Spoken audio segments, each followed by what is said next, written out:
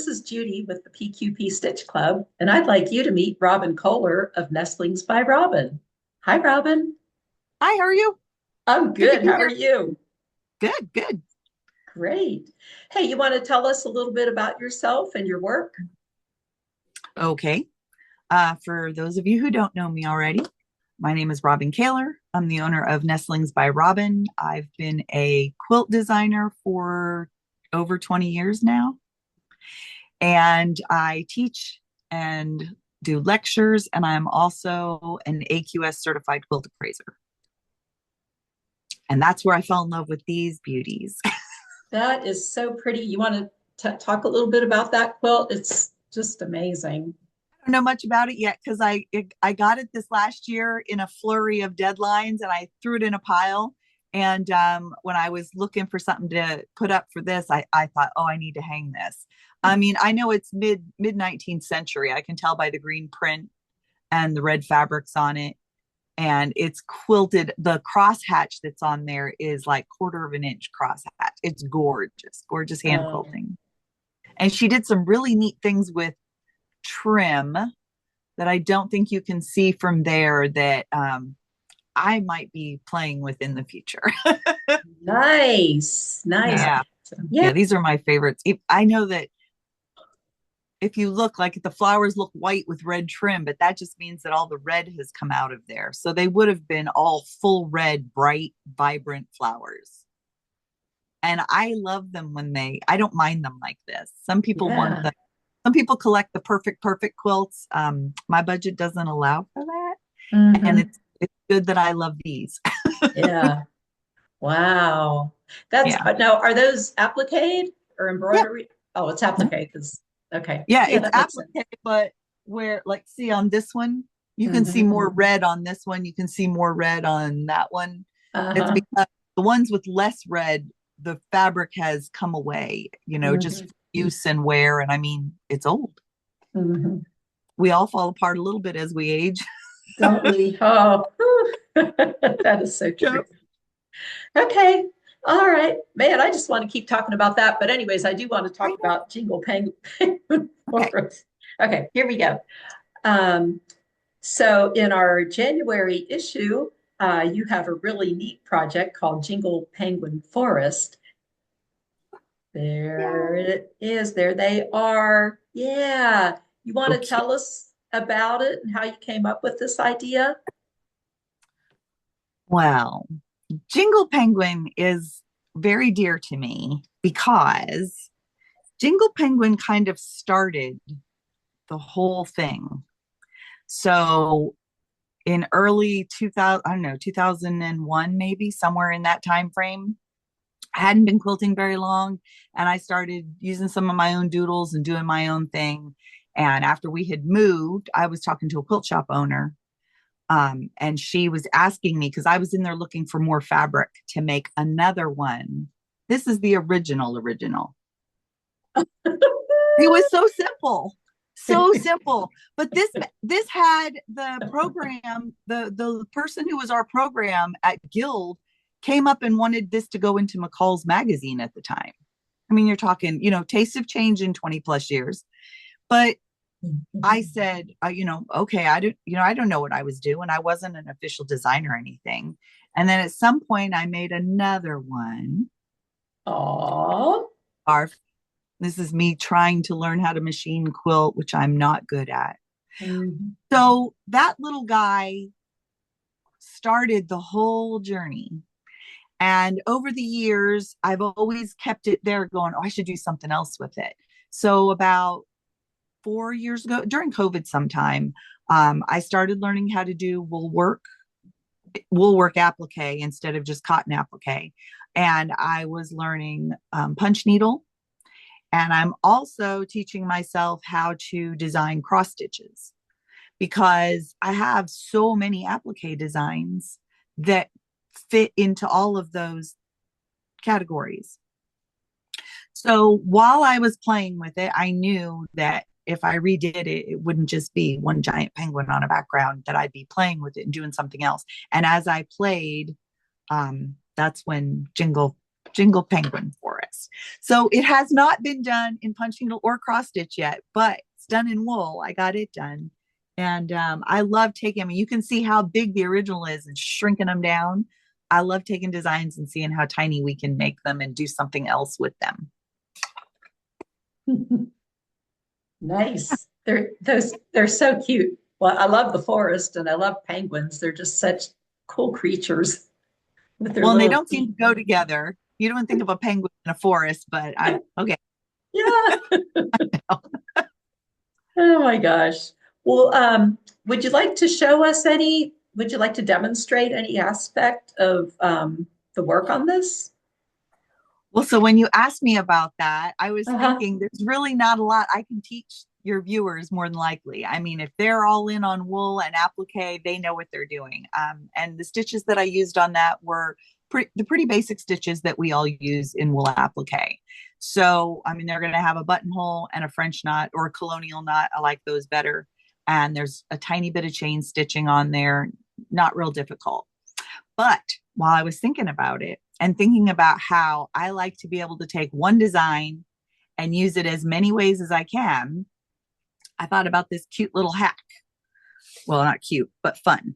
Mhm. So when you get your templates for applique, a lot of times you have these penguins are on there, but you can see where the body is, and the tree goes over the body, but it's on there to let you know your alignment. So, and Hey, when I like to do things, I like to see how much I really like to shrink things down. I just do. I like to say, even on quilt blocks that I've designed, I like to take the block and then see how miniature we can make it. And so I do that with applique because a lot of applique also lends really, really well to embroidery. And I think a lot of your viewers probably enjoy embroidery. It's something that's super portable, super easy, doesn't take a lot of brain power on those days. We just need something to veg out with. And so while I was looking at Jingle Penguin Forest, this is what I came up with for our hack for today.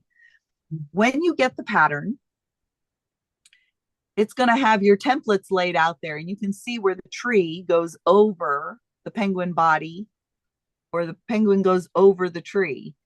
And I left those lines in there for alignment purposes.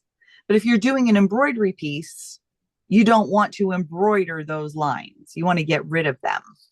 So if you're not familiar with these cool little things, non-liquid whiteout. I know we've used liquid whiteout a lot. I don't like it anymore. Now that I found it in the tape version, it's just great. It doesn't get gloppy or goopy. And so I'm going to show you on here. You can see where I used the tape to go over those lines and get rid of them. And here on there, you got rid of the tree line because the penguin goes over the tree. So while you're looking at the design, anywhere the penguin is under the tree, you're going to get rid of those lines so that it eventually you would have a template that looked like that. So you don't have any of those extra lines that you don't need. Then you can use this to trace out your embroidery. Look at how cute it is in embroidery. oh man. And the background. I don't know if that was your, if this could be a final version, but that would be a cool background for this design. Yeah, it is. It had snowflakes all over it, and I thought it was perfect. So it's snowing in the forest, and I did it all in a this is a variegated Valdani that has just like the palest little bit of green in it. So it went well with the blue. It's real subtle. You don't really see the variegation much on there, but it's light. All of it's light, so it shows up well on the dark blue background. Mm-hmm. And now that's just another way to take patterns that you get and get a little more for your money because you have one pattern and you can do multiple versions of it. So cool. I love it. And office supplies, man, they're Oh the my, best. don't get me started. I love when school season's coming because that means I get to go buy office supplies at discount. So, Okay, well, do you have any news to share or any events or teaching or anything coming up? I have lectures coming up next year with guilds. Mhm. My big news is I finally got my act together. It's already been announced in a newsletter, but I'm going to have a new block of the month starting in February that will run 16 months because it's going to take us up to the Sester Centennial, the 250th anniversary. So it's all red, white, and blue. Obviously, people don't have to make it in those colors. And I got a little bit beyond myself because I thought, oh, I'll just keep it simple and I'll create a design that's all pieced. And then I looked at it and I was like, but that's not really me. So I put a little applique in the middle. And then I thought, okay, well, that's nice, but that's not really me. This is more me. Oh my. Wow. So Okay. starting in February, people who want to get in on it, they can go to my website, nestlingsbyrobin.com, and there'll be a pop-up window to sign up for my newsletter. And they will have the option. I went ahead and wrote both patterns. So they can either do all pieced or they can do all applique. Wow. I know. I couldn't get rid of one once I had done it. I had to keep both of them because that's what I do. I just create more work for myself. But I did. Good for us. Thank you. Wow. Okay. So February, 16 months. That takes you, wow. They should be able Um, to finish it in June and okay. hopefully get it quilted. But yeah, hope it's a lot of applique. So, we all fall behind. I know that. But I also write the instructions for fusible applique for people who want to get it done quicker. So I'll be doing Excellent. my end, but I can't wait to see it. I can't wait to see everyone's progress. I know, because we're finishing up this year's. I did a temperature quilt with leaves and 2 more weeks and that one's done.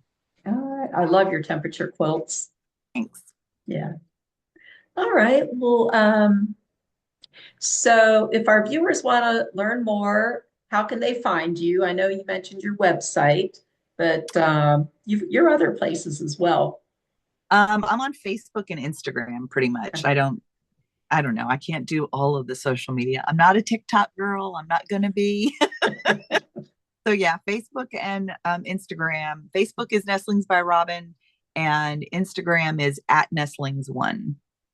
Okay, great. Yeah, All right. Well, Robin, thank you so much for your time and sharing that tip hack. yeah. Thank you so much for having me. I get very excited when you guys accept a design. I Yeah. love your magazine. Well, great. Thank you. I look forward to having more of your designs in our magazine, and I know our viewers do too. Great, thanks. Okay. All right. Well, thank you, everybody. Thanks for your time. And you might be able to see that we're recording this at Christmas time. This comes out in January. So I hope you will have had a Merry Christmas, Happy New Year, Happy Holidays, and let's go for 2025 to be the best year yet. Okay. Thanks.